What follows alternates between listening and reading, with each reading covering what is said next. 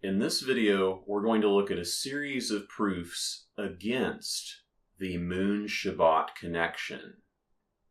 This connection is sometimes made in certain calendars in order to realign the timing of the week with the beginning of the month, effectively setting up the Shabbat to be timed according to moon phases roughly. And as a result, this is also perceived as setting the Shabbat in accordance with the timing of some of the holy meetings. Now, we're going to see a series of issues that arise with these methods. I'm going to be focusing on one single calendar system for the purposes of this discussion, but many of the points will also apply to other calendar systems as well. And in addressing this issue, I think that the reason the Moon-Shabbat connection is asserted at times is in the pursuit of knowing the timing of the Shabbat. It is true that we do not know with certainty what day the Israelites observed as the seventh day, the Shabbat, in the wilderness. The best that we know, as far as I can tell, is roughly the Second Temple period, what they observed as the Shabbat at that time. And maybe we could draw conclusions regarding the First Temple period at earliest. But obviously this does not get us back to the time of the wilderness. And I want to know, why is it that we care about the timing of the Shabbat? Why does that even matter? And I think the answer is pretty clear. Well, we want to know the timing of the Shabbat, when the Shabbat actually is, because we want to observe the commands correctly, because we want to be observing the commands more fully. And I think that this should be something we need to keep in mind as we approach this issue. Because if we want to be following the commands more correctly and more fully, and if we want to know the timing of the Shabbat in order to do that, then we don't want to be violating commands in that pursuit. If the whole goal is to make sure that we're following the commands, changing the commands and violating them does not help us in that regard. So we're going to be focusing on 6 main points. The first is implicit versus explicit commands. Commands that are perceived as implicit or otherwise are ambiguous, as opposed to commands that are plain and explicit. The second point will be the offering commands.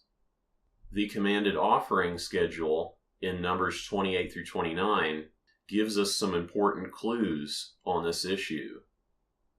The third point is the supposed connection with the moon phases. The issue of connecting each individual feast and each individual Shabbat with the timing of specific moon phases. The fourth point is the first day Shabbat. We know that the commands regarding the Shabbat say it is on the 7th day, but this is not effectively followed in many of these Shabbat moon connection calendars. The fifth point is the Shavuot timing. The timing of Shavuot is unique, and it provides important information that is relevant to the calendar.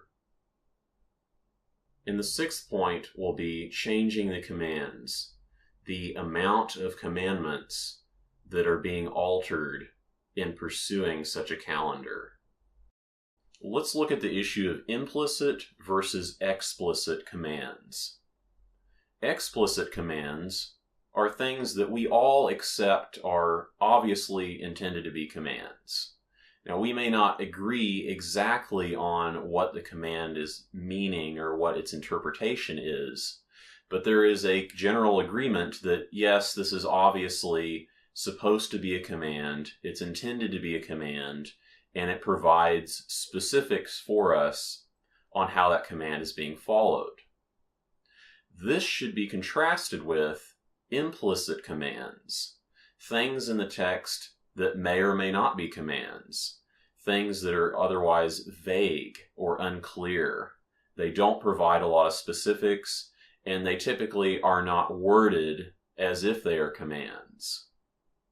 We need to make this distinction. I think this is a general principle that we should follow in looking at the text, in that the implicit, the vague, should not override the explicit, the plain. So something that we are inferring from a vague passage should not take precedence over things that are just blatantly, obviously, and plainly said, things that are explicitly commands. Now, one example of this that I heard early on in my observance of the Torah was in regard to eating clean and unclean. As we all know, Leviticus 11:7-8 says, "And the pig, it is unclean to you. From their flesh you shall not eat, and in their carcass you shall not touch." And this is what I would consider an example of a plainly worded command, an explicit command. While someone out there probably has a different interpretation of it, it is pretty clear that it is supposed to be a command, and we are given the specifics on how to follow that command. However, in asserting this command in the past, someone brought up Deuteronomy 12:15. "But in all yearning of your vitality, you shall slaughter and you shall eat flesh." Now, what was being inferred from that Deuteronomy 12 verse is that it doesn't matter if you eat clean or unclean animals, that you can eat whatever you want. So effectively, the argument was that we have this somewhat vague verse, and as a result of that, that overrides this explicit command, the explicit command of Leviticus 11:7-8, "And the pig, it is unclean to you, from their flesh you shall not eat." And of course, we know that the Deuteronomy 12 verse is not implying that we're allowed to eat unclean animals. We know that it's not implying that. So it's not really an implicit command per se. But the thing is, any issue of something being implicit is very much subject to interpretation. It's an issue of some verse that is deemed vague, and then one is reading into it what they want to see. And this can go on with any number of issues, and it's clear that something deemed vague or implicit, like this Deuteronomy 12 verse, is not going to override the other commands that are very explicit and very clear. So this is the general principle I think applies in regard to Torah study in general, that these implicit or vague passages are not going to override something that's explicitly commanded. And what we're going to be looking at for a number of these things are explicit commands. Commands where we are clearly told what we are looking at, how we are doing it, and what the specifications are. There are some implicit verses that are used to justify this Moon-Shabbat connection. One example of this is Genesis 1:14. "And Elohim said, Lights shall be an overlay of the skies, to cause to divide between the day and between the night. And they shall be to signs and to appointments and to days and years." So this verse has been cited at times to justify certain calendar systems. But we can see very clearly that it doesn't say this means a specific calendar system is being followed. There are a lot of different ways that the sun and the moon can be used for signs, appointments, days, and years. So using this as a proof is not really a proof of any particular system. It's not an explicit command. Now, in looking at an issue that is not commanded, Obviously, we're not always going to have a specific command that explicitly forbids that. So we are going to be looking at a series of commands that are related to it. But as you can see, I think this general principle is something that we should use in regard to how we look at the Torah, just in regard to any issue. And that is not letting these vague, supposedly implicit passages override what is explicitly said in the Torah. The second point is the offering commands. These chapters tell us the schedule of the different offerings. It tells us the offerings that are done on a daily basis, referred to as the continual offering. So these offerings are being done every single day, regardless of what day it is and regardless of any other observance. And there's also the offering that's being done on the Shabbat. And we see in Numbers 28:10 that the Shabbat offering is being done in its Shabbat, so every Shabbat, on a scent of the continually and its libation, its drink offering. So the offering that's being done on the Shabbat is in addition to the offering that's done continually, the daily offering. And this is an important wording that we're going to be looking at in this passage, because the passage also refers to the new moon and the other holy meetings. Numbers 28:14 through 15 says, "This is a scent of new moon in its new moon, to new moons of the year. On a scent of the continually, it shall be done, and its libation." So the preceding verses explain the offerings that are being done on the new moon. And this is being done in its new moon to new moons of the year. And it's being done in addition to, it's being done on a scent of the continually. It's being done in addition to the daily offering. But there is something that is not mentioned here, and that is the ascent of the Shabbat. This verse does not say that on the new moon, one is doing the Shabbat offering. Instead, one is doing the new moon offering and the daily offering. If the new moon is always a Shabbat, just as the new moon is always a day, and we see that it was necessary to mention that the ascent of the daily offering, the continual offering, is being done. And since it is obvious that the new moon is taking place on a day, it's taking place on a day the daily offering would take place, the mention of the Shabbat offering is not here. No such thing is being commanded. And we also see this in Numbers 29:6. In reference to the offering on Yom Teruah, which is on the first day of the 7th month, so it is on the new moon.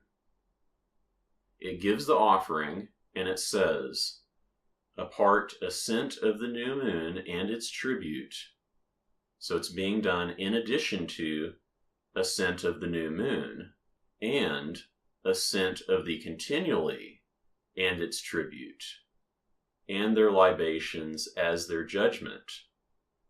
So the Yom Teruah offering involves its offering that's specific for that holy meeting, plus the new moon offering, plus the continual daily offering. What is also absent here? There is no mention of any Shabbat offering taking place, even though the Shabbat offering is a part of this schedule of offerings.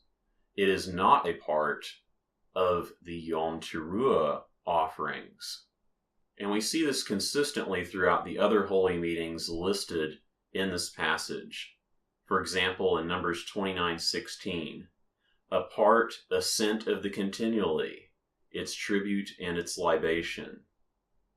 So in Numbers 28 through 29, in this schedule of offerings, it was deemed necessary to remind us, hey, you need to do the continual daily offering in addition to all of these other offerings.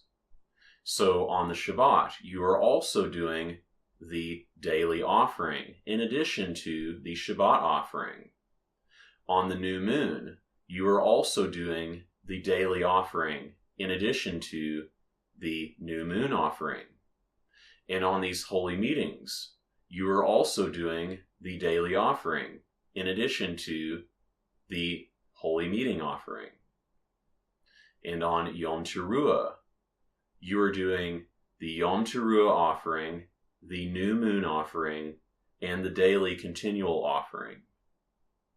The Shabbat offering is never connected with any of these holy meetings, and it is never connected with the new moon, even though it was necessary to connect the daily offering, even though it's being done every single day. It was necessary to make it clear that is being done in addition to these, but the Shabbat offering is never mentioned. There is no connection being made between the general seventh-day Shabbat and the holy meetings or the new moon.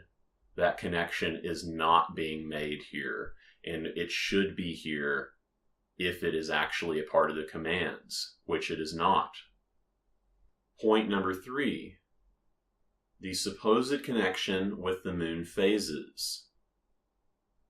We already saw that the Torah does not command the Shabbat offering being done on the new moon. So there is not that connection being made, and there is no command otherwise regarding the Shabbat falling on any moon phase.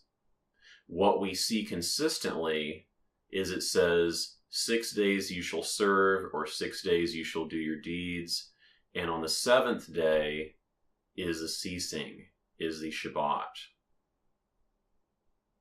So the Shabbat is never connected with a particular phase of the moon, and the holy meetings otherwise are not connected with a particular phase of the moon either, with the exception of Yom Teruah. Instead, they are just timed according to a specific number of days. For example, with Sukkot, the first day of it is going to be the 15th day of the 7th month. Now, observationally, we may see, well, that's about the full moon time. The same way with the beginning of the Feast of Unleavened. That's about the timing of the full moon. But this connection of a particular moon phase is never a part of the commands. It simply gives us a timing according to the day. We are never actually commanded regarding a particular phase of the moon in that way. So this is a difference between assumed criteria and the actual Torah criteria. The Torah criteria is not the phase of the moon, and to make it fall on a specific day in order to be in accordance with the phase of the moon, this is an oversimplification of the moon cycle. It's not how the moon actually works, because we know the moon cycle is not evenly divisible by 7. So each individual moon phase does not fall exactly on every 7 days. So trying to time it according to specific phases, because observationally we can see some of them seem to be around the time of the full moon, this does not mean the Torah requires us to set them accordingly. And it doesn't even necessarily mean that they are being set according to that time frame for that purpose. So we need to distinguish between criteria that we are assuming, like the visual phase of the moon, and the actual textual criteria, which is given in dates and in timings. We do not see wordings about the full moon or about the half-moon phases. The fourth point is the issue of the first day Shabbat. While it would not be characterized this way by proponents of such calendars, effectively what is going on is instead of observing the Shabbat on the seventh day of the week, it's being turned into the first day of the week. We can see an example of a possible calendar for a 30-day month here. And also at the bottom there is a week for the next month shown. So these 2 days are new moon days. And according to this type of calendar system, the new moon day is being treated as a Shabbat, even though it's never commanded that way, and even though, as we saw, the offerings do not indicate that either. As you can see, even though the week is being reset, it's not being reset to the first day of the week. It's being reset to the seventh day of the week. The Shabbat is not ending the week. It's starting the week. And we see this demonstrated especially with this short period at the end. Sometimes calendars just kind of tack that on to the fourth week of the month and just make the fourth week longer, or some separate it out as a separate short week. Either way, we know that the Shabbat is falling on the seventh day, but it would not according to such a system, as you can see, especially with regard to this beginning of the new month. This is not the beginning of the seventh day. If it could be justified, and it's not commanded in the Torah to do this, but if it could be justified to say the week is being reset at the beginning of the month, that must mean that the first day of the week is being treated as the Shabbat, not the seventh. The fifth point is in regard to the Shavuot timing. Shavuot is a unique observance in that it has a relative timing rather than a strict date assigned to it. Leviticus 23:15-16 explains this. And you shall count to you from morrow of the Shabbat, from day of your bringing heap of the wave. 7 Shabbats shall be complete ones. Unto from morrow of the Shabbat, the 7th, you shall count 50 day, and you shall cause to near new tribute to Yahuwah. So in order to time Shavuot, we are counting from a specific offering, from day of your bringing heap of the wave. It says we are counting from morrow of the Shabbat, so the day after the Shabbat, the first day of the week. It says 7 Shabbats shall be complete ones. Now, I want to make this very clear. It says 7 Shabbats shall be complete ones.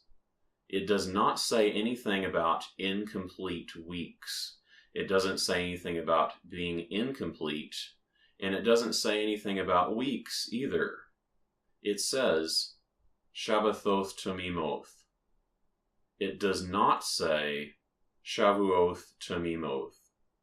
Weeks and Shabbat are 2 different words. They are not the same word.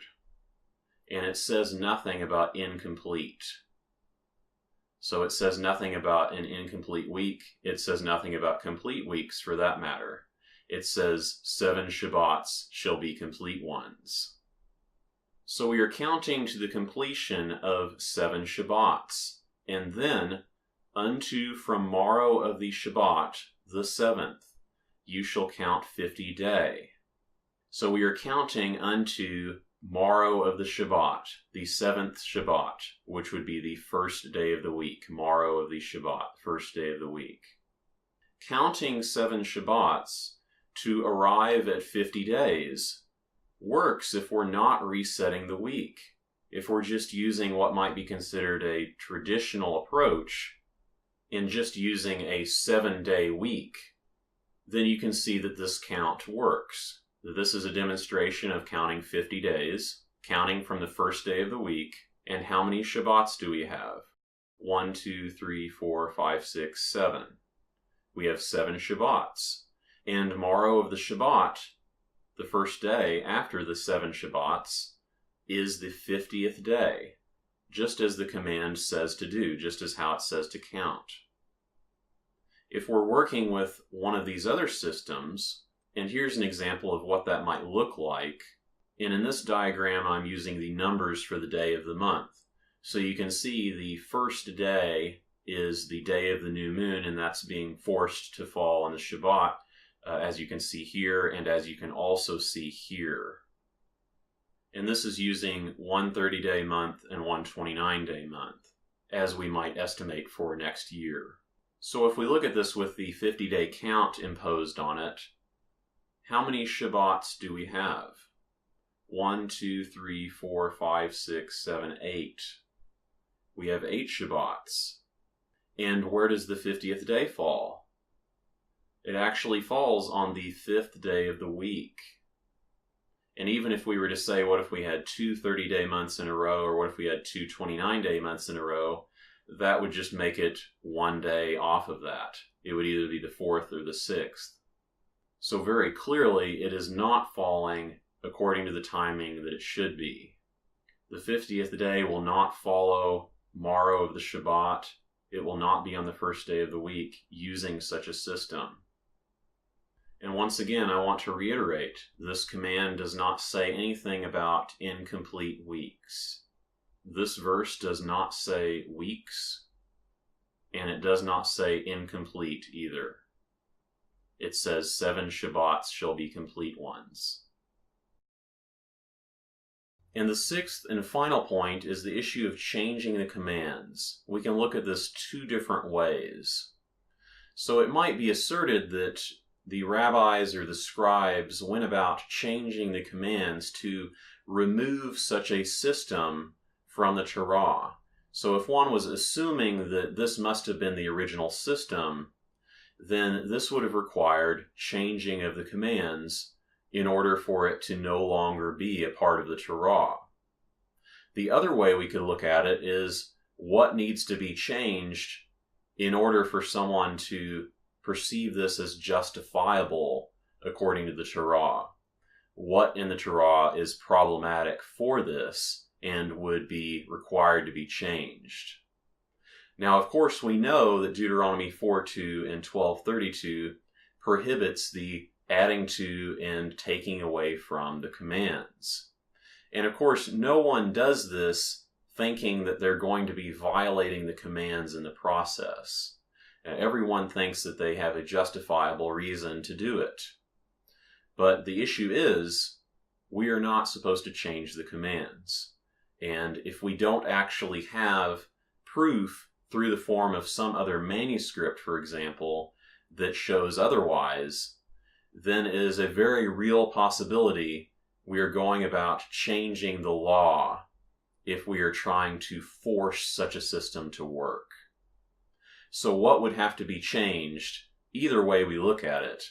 What would have had to have been changed, or what would we have to change to force such a system to work? Changing the command to reset the week at the new moon. There is no command that resets the week at the new moon, so that would have to be changed. Changing the Shabbat to the first day of the week. Either the Shabbat would have to be changed to the first day of the week instead of the 7th, because as we saw, that simply doesn't fit with how it's being observed, or there would have to be some type of command that worked out this issue of having 8-day, 9-day, or otherwise 1 or 2 day weeks. As it stands, that does not fit with the command regarding the Shabbat. There would have to be a change in the timing of 2 of the holy meetings, Yom Kippur and the 7th day of the Feast of Unleavened. Yom Kippur falls on the 10th day of the 7th month, but in such a system it is being forced to fall on the 8th day in order to fall according to that supposed Shabbat moon phase timing. Such a timing is not supported by the text. It says the 10th day, it does not say the 8th day.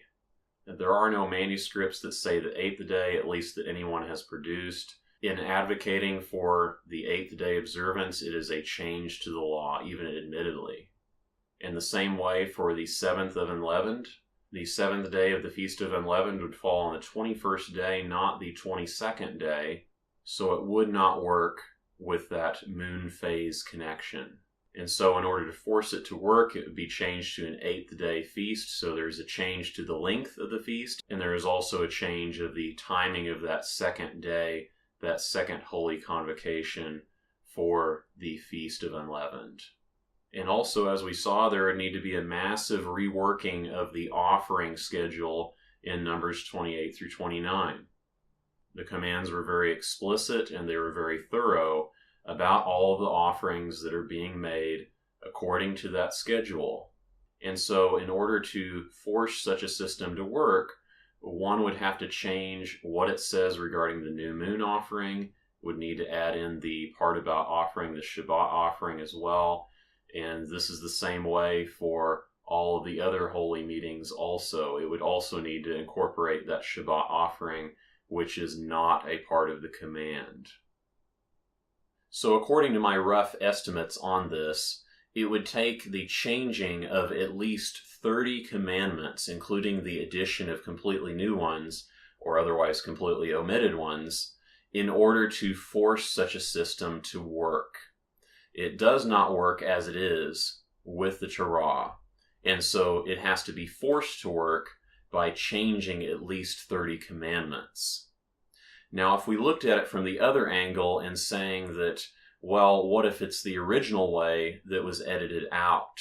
What if it was just reworked into being not the commanded way anymore, and it was actually the original way? Well, this would require a massive editing, a massive reworking of the Torah, just as stated, at least 30 commandments. And if we're going to that effort, if the rabbis or the scribes during the temple times were going to that level of reworking the text, changing at least 30 commandments in the process, why would they not have edited all of the bits about the tabernacle? Why would they not have changed the sacrifices to be according to what they were doing at the time? Because they were not doing it according to how it was commanded. They were not doing the sacrifices at the tent of meeting. And also, in this supposed massive reworking of the text, why did they not also add in parts about their new feasts that they were adding to the Torah? Why did they not add those into the commands? Because we know that they were observing feasts that were not commanded. Why did they not add those in this massive reworking?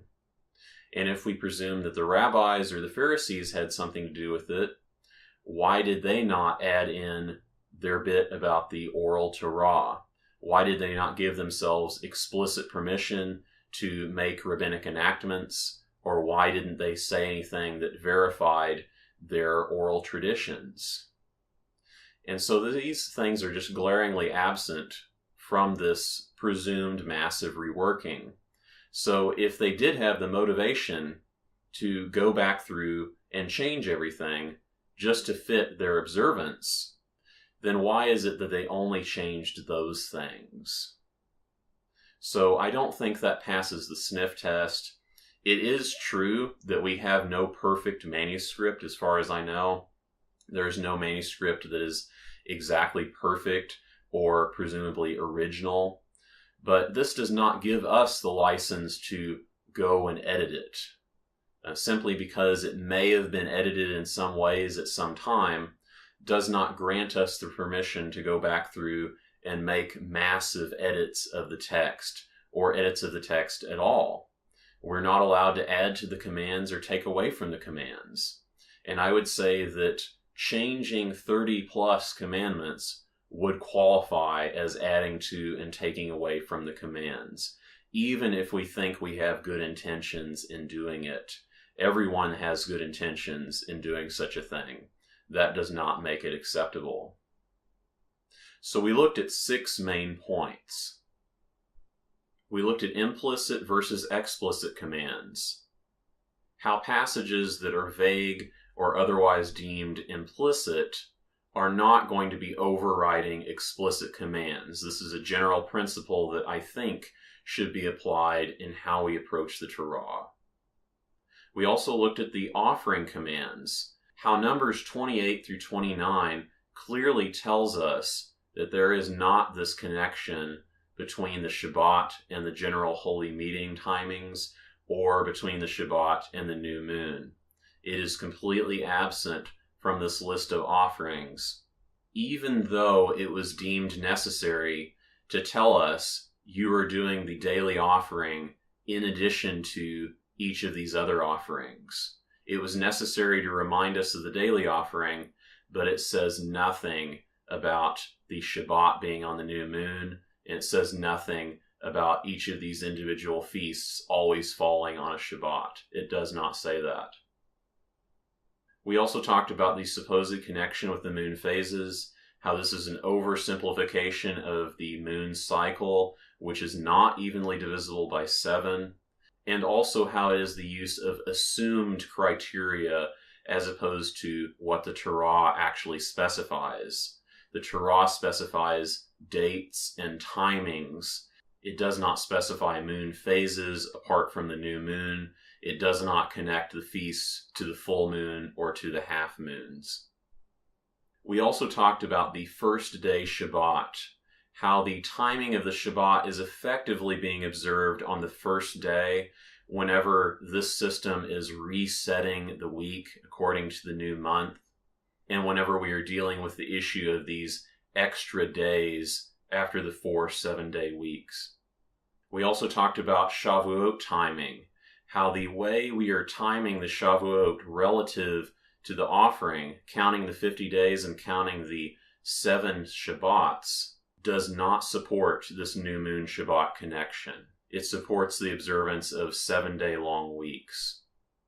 And finally, we talked about changing the commands, how forcing this system to work would probably require the change of at least 30 commandments.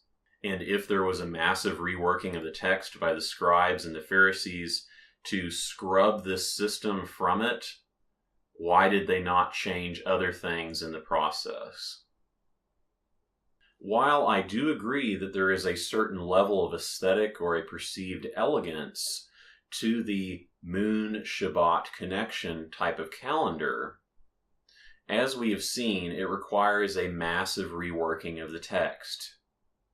And there are some examples that it reminds me of, some other situations, and while it is not the exact same thing as these, I think that you might notice a similarity in the structure. One of these being the issue of the lack of sacrifices. Right now we do not have the tent of meeting, and we do not have the tabernacle, so we do not have the sacrifices being performed. So the problem is that the sacrifices are not being performed. Some have proposed the solution: we need to believe in a human sacrifice in order to fix that.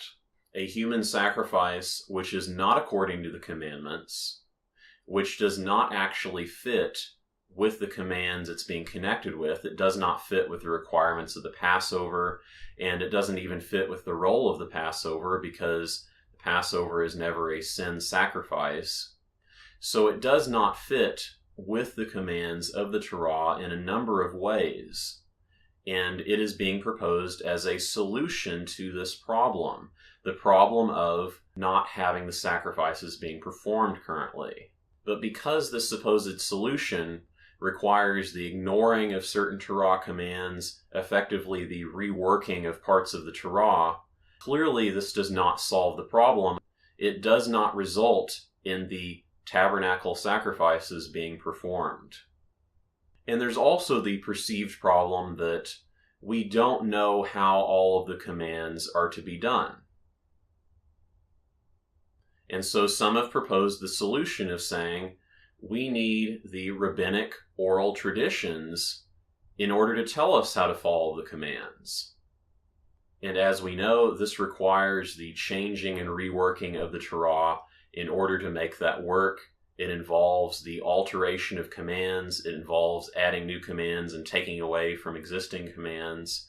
Clearly, this does not solve the problem of seeking to follow the Torah and seeking to understand how we are to follow it. even though this solution is being proposed, and even though some believe in it as a solution, believing in the rabbinic oral law, this does not make it right. This does not actually solve the problem at hand. And we might see a similar structure. It's not exactly the same thing, but we might see a similar structure with this. There is the issue that we don't know with certainty the timing of the Shabbat. We don't know with certainty what day they observed as the seventh day in the wilderness. The solution being proposed is we need to follow a calendar that has the Moon-Shabbat connection. But as we have seen, this requires significant reworking of the text, adding to the commands, taking away from the commands, otherwise changing the commands in order to make it work. It is definitely reasonable and legitimate to want to know what day the Shabbat was observed on in the wilderness, what day the manna, was not present. So what was the seventh day back in that time? And we do not necessarily know that with certainty today. So it is legitimate in our seeking to follow the commands, in wanting to make sure we are following the commands correctly, to want to solve that issue, just like wanting to know what the commands mean so that we can follow them, just like wanting to see the tabernacle restored so that we can follow the ritual commands as well. All of this is legitimate. All of these are legitimate concerns in our pursuit of seeking to follow the Torah and seeking to follow it more correctly. However, if that is our goal, seeking to follow the Torah, going and altering it, going and pursuing things that change the law, that rework the commands, that is taking us away from the Torah. That is not actually solving this problem.